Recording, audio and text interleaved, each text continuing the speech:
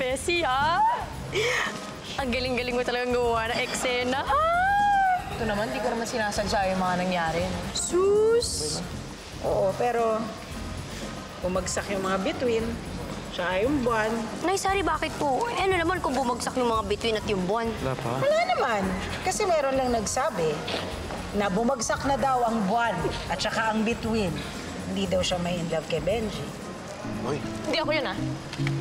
Nay, hindi ako yun. sige, mauna ka na.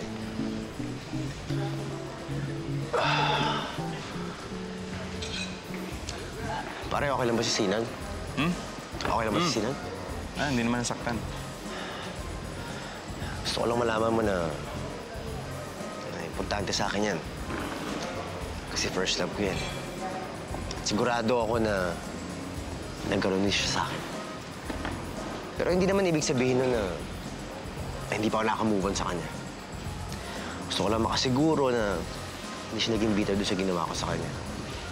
Pero baka naman okay na siya. Hindi naman. Ang feeling. Ano? Hindi, wala. Sabi ko hindi. Hindi, nakaka-move on na yun. At least, nakita ko na nahanap niya na yung taong nagmamahal sa kanya at mamahalin siya. Okay na ako dun. Masaya na siya.